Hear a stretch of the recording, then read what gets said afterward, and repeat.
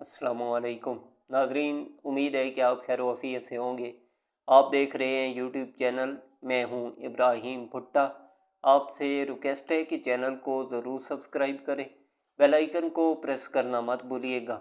Video आपको पसंद आए तो वीडियो को लाइक और शेयर ज़रूर कीजिए और कमेंट सेक्शन में अपनी राय ज़रूर दीजिए। सबसे पहले तो हम खबर शामिल करते हैं कि हुकूमत ने ख़राब इंजन और ज़्यादा धुआं छोड़ती गाड़ियों के रूट परमिट मनसूख करने का फ़ैसला किया है। तर्जुमान महकमा मालियात का कहना है कि जुम्मा और इतवार को ट्रकों, बसों और लोडर गाड़ियों के लाहौर में दाखिले पर पाबंदी आयद कर दी गई है। एंटी स्मोक मुहिम के तहत लोधरा, उकाड़ा, वहाड़ी और सरगोदा में 6 भट्टे मसमार किए गए हैं। स्मोक SOPs की खिलाफवर्जी पर 3 सनती यूनिट को सील किया गया। ज़्यादा धुआं देने वाली 1000 से ज़ायद गाड़ियों की पड़ताल करके 144 गाड़ियां बंद की गई। बगैर तरपाल और स्मोक रूल्स पर अमल न करने पर 64 रेत की ट्रालियां बंद कर दी गई हैं। सीनियर सूबाई वज़ीर मरियम औरंगज़ेब साहिबा का कहना है कि जामे इक़दामात और ठोस पॉलिसी से सूबे का मालियाती मुस्तक़बिल बेहतर होगा। आज के इक़दामात 8 से 10 साल में स्मोक के खात्मे की बुनियाद बनेंगे। फ़िज़ाई आलूदगी के ख़िलाफ़ जंग शहरियों की ज़िंदगी के तहफ़्फ़ुज़ की जंग है। हर शहरी के तावन से ही सेहतमंद और महफूज माहौल फराहम किया जा सकता है। उसके अलावा कोयटा में ज़लज़ले के झटके महसूस किए गए हैं, जिसके बायस लोगों में खौफ व हरास फैल गया। ज़लज़ला पैमा मरकज़ के मुताबिक ज़लज़ले की शिद्दत 3.2 रिकॉर्ड की गई है, जबकि गहराई 15 किलोमीटर थी। ज़लज़ले के बाद लोग कलमा तैयबा का विर्द करते हुए घरों से निकल आए। फौरी तौर पर किसी जानी नुकसान की इत्तला नहीं मिली। अल्हम्दुलिल्लाह, अल्लाह पाक हमारे मुल्क को सलामत रखे। और कुछ दिन पहले भी इस्लामाबाद और पेशावर के कुछ इलाकों में सवात में ज़लज़ले के झटके महसूस किए गए थे।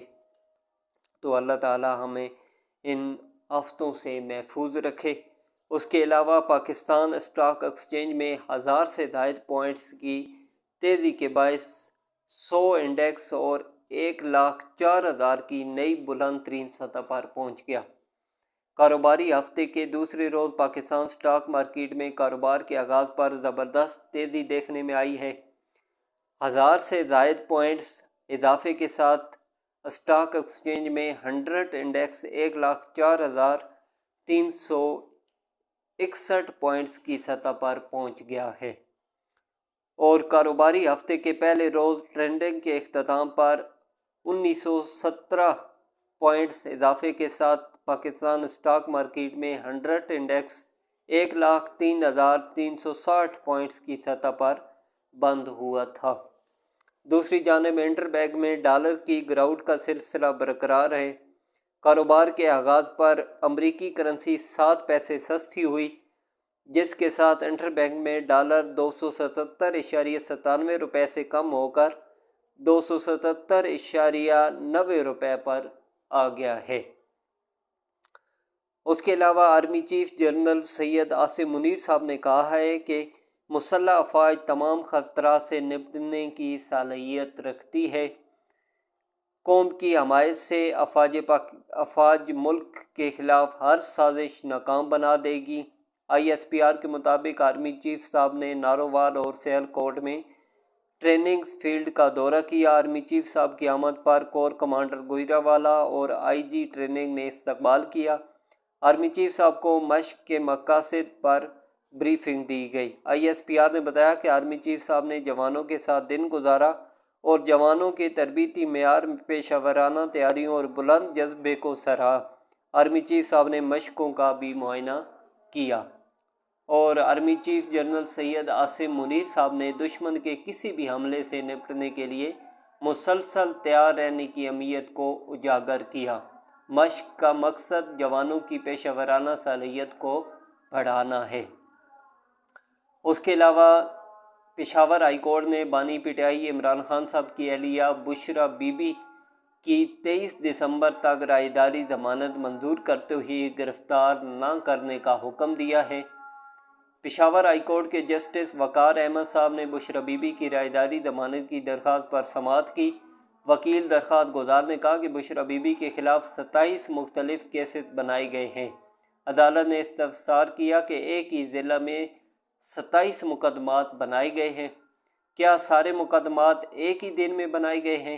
بشریٰ بی بی کے وکیل نے بتایا کہ کچھ ایک دن میں بنائے گئے جبکہ کچھ دوسرے دنوں میں، جس پر ایڈیشنل اٹارنی جنرل نے کہا کہ عدالت نے پابند کیا ہے ضمانت ملنے کی صورت میں متعلقہ عدالت میں پیش ہوا جائے۔ عدالت نے کہا کہ ہم تو اسی وجہ سے ضمانت دیتے ہیں تاکہ یہ لوگ متعلقہ عدالتوں میں پیش ہو جائیں۔ بعد ازاں عدالت نے بشریٰ بی بی کی رائیداری کی ضمانت منظور کر لی۔ اس کے علاوہ حکومت نے سائبر کرائم ترمیمی بل کا ابتدائی مسودہ تیار کر لیا ہے، جس کے تحت ڈیجیٹل رائٹس پروٹیکشن اتھارٹی قائم کی جائے گی۔ مسودے کے مطابق فیک نیوز دینے والے کو 5 سال قید یا 10 لاکھ روپے جرمانے کی سزا ہوگی۔ ڈیجیٹل رائٹس پروٹیکشن اتھارٹی کو سوشل میڈیا سے مواد بلاک کرنے یا ہٹانے کا اختیار ہوگا۔ اتھارٹی قانون نافذ کرنے والے اداروں یا کسی شخص کے خلاف مواد ہٹانے کے احکامات جاری کر سکتی ہے۔ ترمیمی بل کے تحت کسی شخص کو ڈرانے، جھوٹا الزام لگانے اور پورنوگرافی سے متعلق مواد کو بھی ہٹایا جا سکے گا۔ احکام کے مطابق اتھارٹی کا ایک چیئرمین اور 6 ارکان ہوں گے۔ اتھارٹی کے فیصلے کے خلاف ٹریبیونل سے رجوع کیا جا سکے گا۔ تو اگلی ویڈیو میں آپ سے دوبارہ ملاقات ہوگی۔ اجازت دیجیے، اللہ حافظ۔